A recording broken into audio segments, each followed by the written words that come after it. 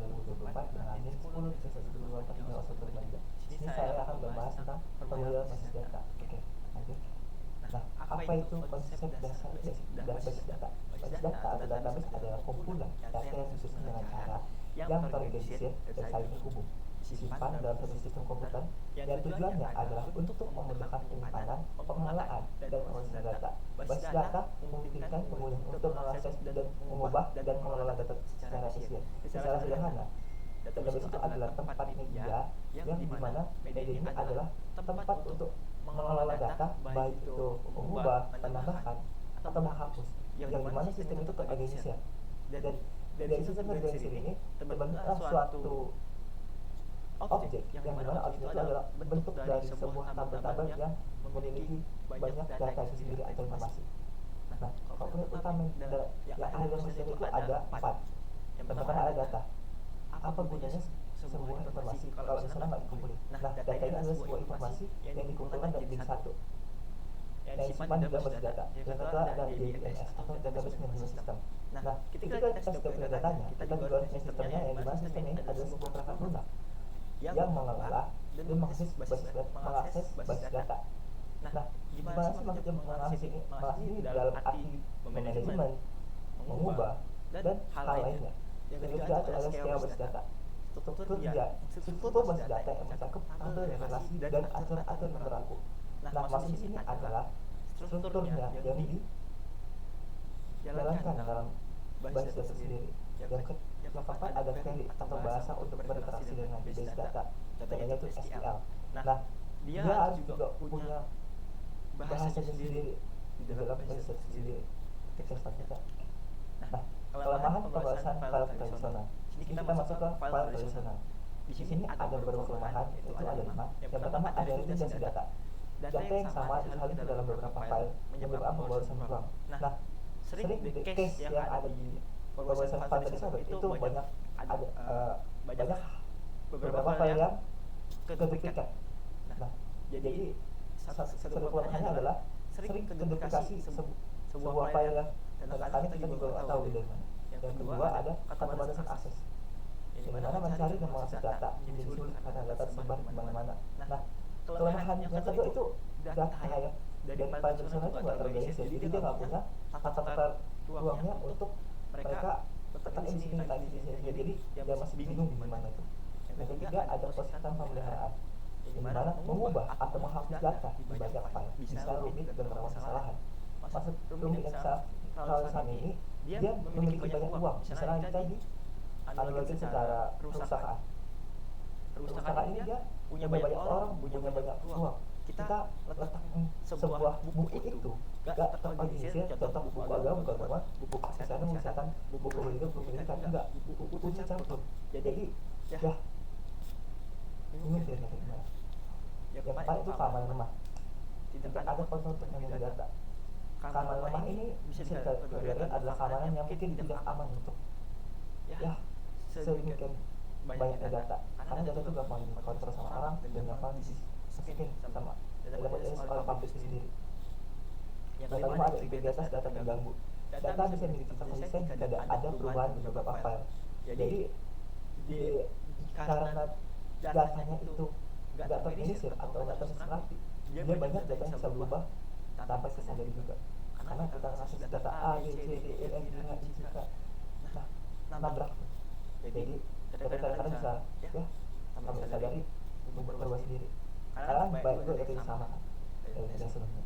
Oke, lanjutnya kelebihan pendekatan basis data.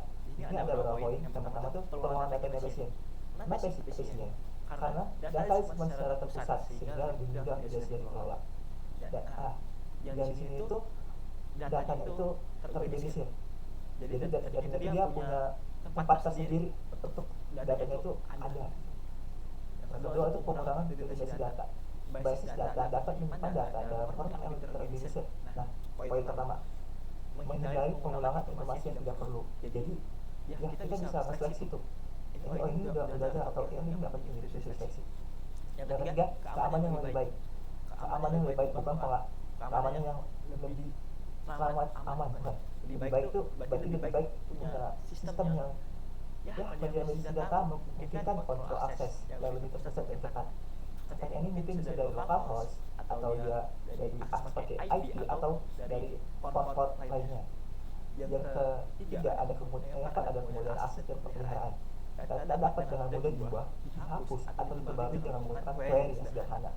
Nah, mengenai query tadi, itu adalah pengubahan, pengupgradean dari sebuah database itu sendiri.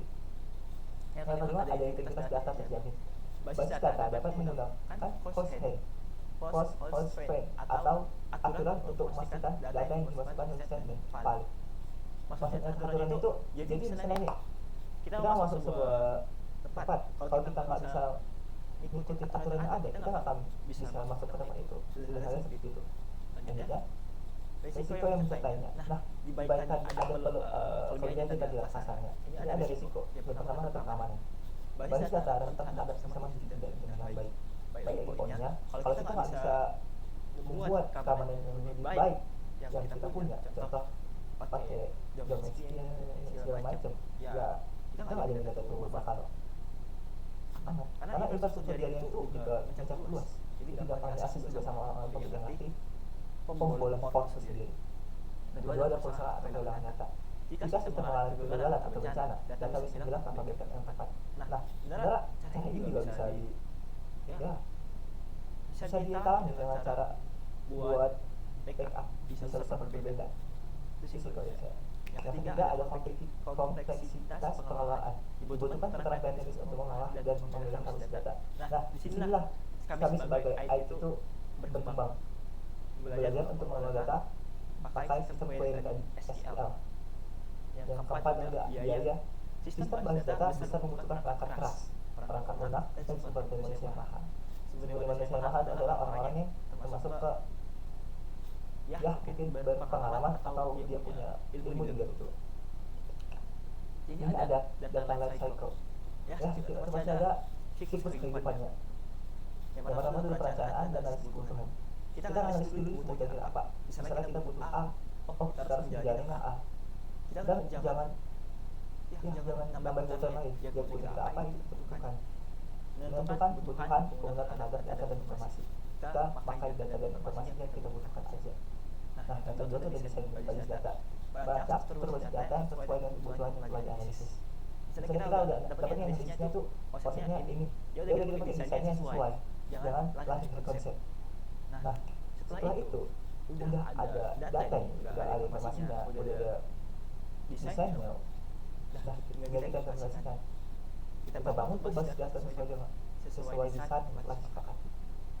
Nah, setelah itu ya semua udah dijalani, udah ada datanya, udah didesain, udah dijalani juga, tinggal diuji. Memastikan bahwa data berfungsi sesuai dengan kebutuhan yang telah ditentukan. Kenapa demikian? Ya tetap ada pengujian. Kalau kita nggak ada pengujian atau error gimana? Sebenarnya itu.